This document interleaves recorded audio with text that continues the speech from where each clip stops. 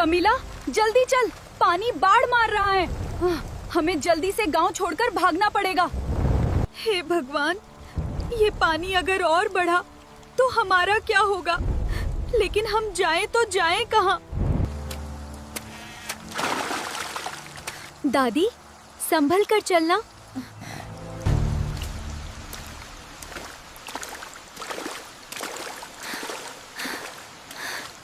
दोस्तों, आपको मेरी कहानियां कैसी लगती हैं जरूर बताएं, और चैनल पर नए हैं तो सब्सक्राइब जरूर कर लें। एक छोटे से गांव के किनारे, जहां चारों तरफ हरियाली और बीच बीच में कीचड़ भरी पगडंडियां थीं, वहीं एक टूटी फूटी झोपड़ी में रहती थी धन्नो। लगभग 60 साल की एक बूढ़ी महिला। चेहरे पर झुर्रियां थीं, लेकिन आंखों में अभी भी जीने की एक जिद थी। उसके साथ रहती थी उसकी छोटी सी दुनिया, उसकी पोती कमिला। कमिला ही उसका सहारा थी और धन्नो ही कमिला का पूरा संसार। दोनों के पास ज्यादा कुछ नहीं था, बस 4 से 5 बकरियां और पास के तालाब से पकड़ी हुई मछलियां, जिनसे उनका गुजारा चलता था। दिन भर मेहनत और रात को सूखी रोटी, लेकिन दोनों साथ थीं, इसलिए खुश थीं। एक दिन आसमान पर काले बादल छा गए, हवा तेज चलने लगी और देखते ही देखते मूसलाधार बारिश शुरू हो गई। बारिश 1-2 दिन नहीं, लगातार कई दिनों तक होती रही। झोपड़ी की छत टपकने लगी, चारों तरफ पानी ही पानी। पगडंडियां कीचड़ में बदल गईं। धन्नो बकरियों के लिए चारा नहीं ला पा रही थी। तालाब का पानी इतना उफान पर था कि मछली पकड़ना भी नामुमकिन हो गया। धीरे धीरे घर में रखा थोड़ा बहुत अनाज भी खत्म हो गया। कमिला चुपचाप बैठी थी, पेट पर हाथ रखे। उसकी आंखों में भूख साफ दिख रही थी, लेकिन उसने कुछ नहीं कहा। धन्नो ने उसकी तरफ देखा, उसका दिल जैसे टूट गया। धीरे से बोली, बेटी, आज भी कुछ नहीं है, लेकिन कल जरूर कुछ जुगाड़ करूंगी। कमिला मुस्कुरा दी। अगले दिन तेज बारिश के बावजूद धन्नो ने ठान लिया, आज कुछ न कुछ लाना ही होगा। वो लाठी लेकर बाहर निकली, साथ में कमिला भी निकल पड़ी। दोनों के पैर कीचड़ में धंस रहे थे। बारिश धन्नो के कमजोर शरीर को और तोड़ रही थी, लेकिन दिल में सिर्फ एक बात थी, कमिला को भूखा नहीं सुलाना है। वो दोनों जंगल की तरफ बढ़ी और कुछ पत्ते और घास काटा अपनी बकरियों के लिए, और फिर एक तालाब के पास जाकर दोनों मछलियां पकड़ने लगी। थोड़ी देर बाद जाल में कुछ मछलियां मिल गईं। दोनों ने मछलियों को टोकरी में रखकर घर की ओर जाने लगे। रास्ते में देखा हर जगह पानी ही पानी जमा है। लगता है बाढ़ आएगी दादी, कमिला बोली। हाँ बेटी, मुझे भी यही लग रहा है। लौटते वक्त धन्नो बहुत थक चुकी थी। उसके हाथ में कुछ मछलियां थीं और दिल में भारी चिंता। तभी रास्ते में उसे एक आदमी मिला, गांव का ही था। उसने दोनों को देखा और पूछा, अम्मा, इतनी बारिश में कहां से आ रही हो? धन्नो ने धीमी आवाज में सब बताया। अरे बाबू, इस बारिश से तो पूरा परेशान हैं हम। घर में खाने को कुछ नहीं था, तो यही तालाब से मछली पकड़ कर ला रहे हैं। वो आदमी कुछ देर चुप रहा और बोला, अच्छा दादी। फिर अपने थैले से थोड़ा सा चावल और आटा निकालकर धन्नो को दे दिया। दादी, मछली के साथ चावल बनाकर खा लेना। धन्नो के हाथ कांपने लगे। धन्यवाद बेटा। आंखों से आंसू बहने लगे। भगवान तुम्हारा भला करे बेटा। फिर आदमी बोला, और हाँ दादी, गांव में पानी बढ़ रहा है, बाढ़ आने की संभावना है। गांव के सारे लोग सुबह गांव छोड़कर चले जाएंगे। आप लोग भी सुबह होते ही चले जाना। ये बात सुनकर धन्नो और कमिला दोनों घबरा गए और जल्दी जल्दी घर की ओर भागने लगे। कमिला, जल्दी चल, पानी बाढ़ मार रहा है। हमें जल्दी से गांव छोड़कर भागना पड़ेगा। घर जाकर जल्दी से दोनों ने मछली साफ की और फिर चूल्हा जलाकर मछली चावल बनाए। आज कई दिनों बाद उनके घर में चूल्हा जला, लेकिन उस दिन वो किसी दावत से कम नहीं थी। दोनों साथ बैठकर खा रही थी। हर कौर में खुशी थी, हर आंसू में राहत। उस रात जब बारिश थोड़ी धीमी हुई, धन्नो ने कमिला को अपने पास सुलाते हुए कहा, बेटी, हमारे पास धन नहीं है, हम गरीब हैं, लेकिन हम एक दूसरे के साथ हैं। यही मेरी सबसे बड़ी दौलत है, और धन के नाम पर हमारा यही छोटा सा घर है, लेकिन सुबह होते ही ये हमारा घर छोड़कर जाना होगा। कमिला ने दादी को कसकर पकड़ लिया। बाहर बारिश अब भी हो रही थी। बरसात अब रुकने का नाम ही नहीं ले रही थी। लगातार पानी बरस रहा था। धन्नो की छोटी सी झोपड़ी के चारों तरफ पानी भरने लगा था। पहले जो कीचड़ था, अब वो धीरे धीरे छोटा सा तालाब बनता जा रहा था। धन्नो दरवाजे पर खड़ी होकर बाहर देख रही थी। उसकी आंखों में डर साफ दिख रहा था। हे भगवान, ये पानी अगर और बढ़ा तो हमारा क्या होगा? झोपड़ी के कोने में बंधी उनकी बकरियां भी बेचैन थीं। कई दिनों से उन्हें सही से चारा नहीं मिला था। एक छोटी बकरी बार बार कराह रही थी। कमिला उसके पास गई, उसके सिर पर हाथ फेरा। डर मत, सब ठीक हो जाएगा। और फिर जंगल से लाई हुई पत्ते और घास उन्हें खाने को दिया। लेकिन सच तो यह था कि वो खुद भी डरी हुई थी। धन्नो ने भारी मन से कहा, अगर ऐसे ही रहा तो हम इन्हें भी नहीं बचा पाएंगे। ये सुनकर कमिला की आंखें भर आईं, क्योंकि ये बकरियां ही तो उनकी आखिरी उम्मीद थीं। अगली सुबह बारिश थोड़ी कम हुई। कमिला ने चुपचाप एक टोकरी उठाई और बाहर निकलने लगी। धन्नो ने देखा और चौंक गई। अरे, कहां जा रही है तू? कमिला बोली, दादी, मैं थोड़ी लकड़ी और कुछ खाने का इंतजाम करके आती हूं, आप चिंता मत करो। धन्नो ने उसे रोकने की कोशिश की। नहीं बेटी, बाहर बहुत खतरा है। लेकिन कमिला नहीं मानी। धन्नो भी कमिला को रोकते हुए बाहर निकल आई। तभी दोनों ने बाहर का नजारा देखा। बाहर का नजारा डरावना था। गांव के लोग अपने घर छोड़कर ऊंची जगह की ओर जा रहे थे। कोई अपने बच्चों को गोद में लिए भाग रहा था, कोई सामान सिर पर रखे। एक आदमी धन्नो के पास आया और बोला, अम्मा, जल्दी यहाँ से निकलो, पानी पानी बढ़ और रहा बढ़ेगा, है। ये जगह सुरक्षित नहीं है। धन्नो ने कमिला की तरफ देखा। उसका दिल घबरा उठा। लेकिन हम जाएं तो जाएं कहां? रात जैसे जैसे गहराती गई, पानी भी वैसे वैसे बढ़ता गया। झोपड़ी के अंदर तक पानी घुसने लगा था। बकरियां घबराकर इधर उधर हिलने लगी। कमिला दादी का हाथ कसकर पकड़े बैठी थी। धन्नो ने कांपती आवाज में कहा, बेटी, हमें अब यहाँ रुकना ठीक नहीं है। हमें भी सुबह होते ही दोनों निकलना की आंखों पड़ेगा। में नींद नहीं, सिर्फ डर और अनजान सफर की चिंता थी। सुबह होते होते बारिश थोड़ी हल्की हुई, लेकिन पानी अब भी चारों तरफ फैला हुआ था। गांव के लोग अपने अपने घर छोड़कर ऊंची जगह की ओर निकलने लगे। हर किसी के चेहरे पर घबराहट थी। कोई अपने छोटे बच्चों को उठाए था तो कोई जरूरी सामान। धन्नो ने भी जल्दी जल्दी कुछ सामान एक पुराने कपड़े में बांधा।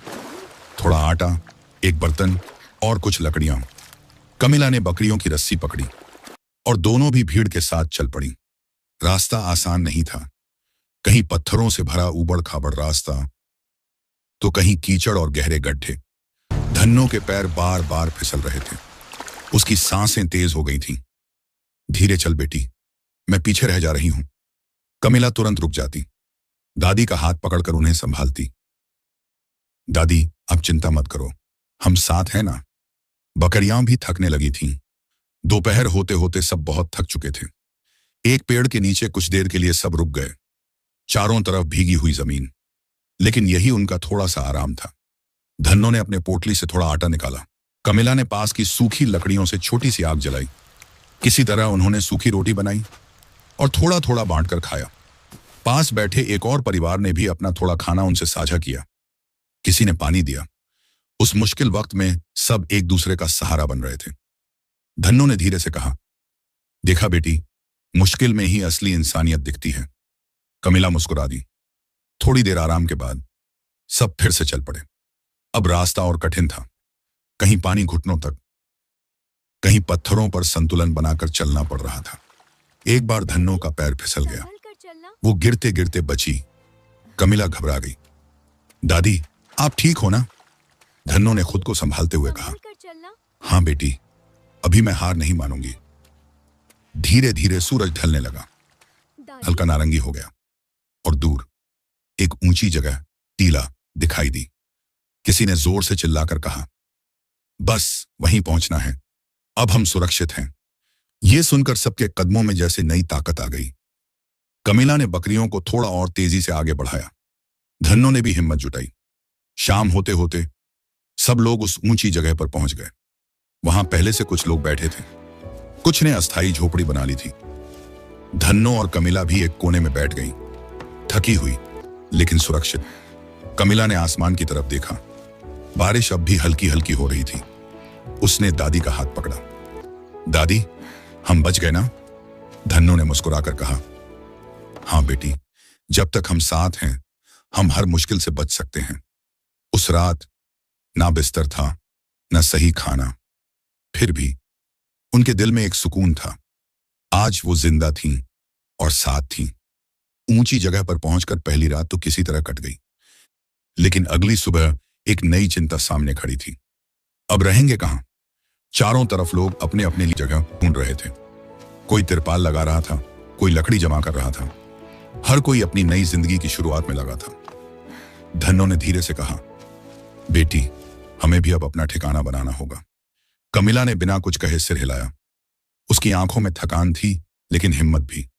दोनों पास की झाड़ियों की तरफ बढ़ी। कमिला झाड़ियों को पकड़ती और धन्नो धीरे धीरे उन्हें काटती। धीरे धीरे उन्होंने काफी सारी टहनियां और लकड़ियां जमा कर ली। धूप हल्की निकल आई थी, लेकिन जमीन अब भी गीली थी। कमिला लकड़ियां उठाकर लाती। धन्नो उन्हें जोड़कर खड़ा करने की कोशिश करती। कभी लकड़ी गिर जाती, कभी ढांचा टेढ़ा हो जाता। कुछ देर बाद दोनों ने आसपास से सूखी घास और पत्ते भी जमा किए। कमिला उन्हें छत पर फैलाती ताकि पानी अंदर ना आए। धन्नो नीचे लकड़ियों को बांध रही थी। पुराने कपड़ों की पट्टियों से धीरे धीरे एक छोटा सा झोपड़ी जैसा घर बनकर तैयार होने लगा। कमिला बोली, दादी, बकरियों के लिए भी जगह बनानी होगी। धन्नो मुस्कुराई, हाँ बेटी, ये भी तो हमारे परिवार का हिस्सा है। दोनों ने थोड़ी दूरी पर एक छोटा सा घेरा बनाया, तभी बकरियां सुरक्षित रह सकें। पूरा दिन मेहनत करते करते शाम हो गई। दोनों का शरीर दर्द से टूट रहा था। हाथों में छाले पड़ गए थे, लेकिन जब उन्होंने अपने बनाए उस छोटे से घर को देखा तो चेहरे पर एक अलग ही सुकून था। कमिला ने खुशी से कहा, दादी, देखो हमारा नया घर। धन्नो की आंखें भर आईं। हाँ बेटी, छोटा है लेकिन हमारा है। कमिला ने थोड़ी लकड़ी से आग जलाई, कुछ बचा हुआ खाना गर्म किया। दोनों झोपड़ी के अंदर बैठी। बाहर हल्की हवा चल रही थी। अब डर कम था और उम्मीद थोड़ी ज्यादा। धन्नो ने कमिला को अपने पास खींचकर कहा, देखा बेटी, मेहनत से सब कुछ फिर से बनाया जा सकता है। कमिला ने सिर दादी के कंधे पर रख दिया। उस छोटी सी झोपड़ी में ना कोई आराम था, ना कोई सुविधा, लेकिन वहां था प्यार, मेहनत और एक नई शुरुआत का हौसला। ऊंची जगह पर बना उनका छोटा सा घर अब थोड़ा थोड़ा अपना सा लगने लगा था। बकरियां भी अब पहले से खुश थीं। चारों तरफ हरी घास उग आई थी। बकरियां दिन भर आराम से चरती। उनके पेट भरे रहते, वो उछलती कूदती। कमिला उन्हें देखकर खुश होती। दादी देखो, अब ये भूखी नहीं रहती। धन्नो हल्की मुस्कान देती। हाँ बेटी, कम से कम इन्हें तो अब तकलीफ नहीं है। लेकिन असली चिंता अभी भी बाकी थी। बकरियों का तो गुजारा हो रहा था, लेकिन धन्नो और कमिला के लिए खाना अभी भी सबसे बड़ी समस्या था। आसपास के गांवों वाले धीरे धीरे अपनी जिंदगी संभालने लगे थे। कोई जमीन साफ करके सब्जियां उगा रहा था, कोई गाय पालकर दूध बेच रहा था। कुछ लोग छोटे मोटे काम ढूंढ चुके थे। उनके घरों में चूल्हा जलने लगा था। लेकिन धन्नो, वो पहले भी गरीब थी और अब भी। ना उनके पास खेत था, ना ताकत की वो खेती कर सके। कमिला छोटी थी और धन्नो बूढ़ी। दोनों के सामने वही सवाल रोज खड़ा हो जाता, आज क्या खाएंगे? एक शाम दोनों चुपचाप बैठी थीं। आसमान में सूरज ढल रहा था और पेट में भूख चुभ रही थी। कमिला ने धीमे से पूछा, दादी, क्या हम हमेशा ऐसे ही रहेंगे? धन्नो कुछ देर चुप रही। उसकी आंखों में पुरानी यादें तैर गईं। गांव में भी हम ऐसे ही जीते थे, लेकिन तब हमारे पास वो तालाब था जहां से हम मछली पकड़ते थे। इतना कहते ही अचानक धन्नो जैसे कुछ सोचने लगी। धन्नो की आंखों में अचानक चमक आई। बेटी कमिला, अगर हम नीचे जाएं, जहां पानी भरा हुआ है, वहां कमिला मछलियां चौंक होंगी। गई। हाँ सच दादी। दादी? हाँ बेटी, पहले भी तो हम इसी से जीते थे। अगर हम मछली पकड़ें, फिर उसे साफ करके चावल के साथ पकाकर बेचें। कमिला की आंखें चमक उठी। तो हमारे पास खाना भी होगा और पैसे भी। धन्नो ने मुस्कुराकर कहा, हाँ बेटी, अब हमें किसी पर निर्भर नहीं रहना पड़ेगा। अगली सुबह दोनों ने जल्दी उठकर तैयारी शुरू की। कमिला ने एक पुरानी टोकरी उठाई। धन्नो ने जाल जैसा पुराना कपड़ा लिया। दोनों धीरे धीरे ढलान नीचे की तरफ उतरने लगी। रास्ता आसान नहीं था, कहीं फिसलन, कहीं ढीले पत्थर। नीचे पहुंचते ही चारों तरफ फैला पानी दिखा। धन्नो और कमिला धीरे धीरे पानी के किनारे पहुंची। कमिला ने अपनी साड़ी ऊपर समेटी और धीरे धीरे पानी में उतर गई। दोनों ने मिलकर अपना पुराना जाल जैसा कपड़ा फैलाया और धीरे धीरे उसे पानी में घुमाने लगी। अचानक जाल भारी होने लगा। कमिला ने चौंक कर कहा, दादी कुछ फंसा है। दोनों ने मिलकर जाल खींचा और जैसे ही बाहर निकाला, उनकी आंखें खुली की खुली रह गईं। जाल में ढेर सारी मछलियां फड़फड़ा रही थीं। बारिश और बाढ़ के कारण सच में बहुत सारी मछलियां पानी में आ गई थीं। कमिला खुशी से चिल्ला उठी, दादी देखो इतनी सारी मछलियां। धन्नो की आंखों में आंसू आ गए, लेकिन इस बार ये आंसू खुशी के थे। भगवान ने हमारी सुन ली बेटी। दोनों ने जल्दी जल्दी मछलियों को टोकरी में डालना शुरू किया। टोकरी भर गई। दोनों ने एक बार फिर जाल डाला और फिर से ढेर सारी मछलियां पकड़ ली। अब उनकी टोकरी पूरी भर चुकी थी। दोनों टोकरी उठाकर वापस ऊपर की तरफ चल पड़ी। इस बार उनके कदम हल्के थे, क्योंकि अब उनके पास उम्मीद का सहारा था। टोकरी भर मछलियां लेकर जब धन्नो और कमिला अपने छोटे से घर पहुंची, तो दोनों के चेहरे पर थकान थी, लेकिन दिल में एक नई उम्मीद। धन्नो बोली, बेटी इतनी सारी मछलियां हैं, थोड़ा अपने लिए रख लेते हैं, बाकी गांव में बेच देते हैं। कमिला ने तुरंत हामी भर दी। दोनों कुछ मछलियां लेकर गांव की ओर निकल पड़ी। लोगों ने जब ताजी मछलियां देखी तो धीरे धीरे खरीदने लगे। थोड़ी ही देर में उनकी आधी मछलियां बिक गईं और उनके हाथ में पहली बार कुछ पैसे आए। उन्हीं पैसों से उन्होंने थोड़ा चावल खरीदा, कुछ मसाले भी ले आईं। घर लौटकर दोनों ने मिलकर चूल्हा जलाया। कमिला लकड़ियां लगा रही थी, धन्नो मछली साफ कर रही थी। धीरे धीरे मछली की खुशबू पूरे आसपास फैलने लगी। कमिला मुस्कुराई, दादी कितनी अच्छी खुशबू आ रही है। धन्नो ने प्यार से कहा, आज हमारा घर सच में घर जैसा लग रहा है। अगले दिन दोनों ने मिलकर सोचा, क्यों ना हम मछली और चावल बनाकर बेचें। बस फिर क्या था, एक छोटा सा ठेला स्टॉल लगाया गया। धन्नो खाना बनाती, कमिला लोगों को परोसती। जैसे ही मछली करी की खुशबू फैली, लोग खुद ही खींचे चले आए। अरे ये तो बहुत स्वादिष्ट है, थोड़ा और देना। धीरे धीरे उनका ठेला गांव में मशहूर होने लगा। अब ये उनका रोज का काम बन गया। सुबह जल्दी उठना, नीचे जाकर मछलियां पकड़ना, फिर घर आकर खाना बनाना और ठेले पर बेच देना।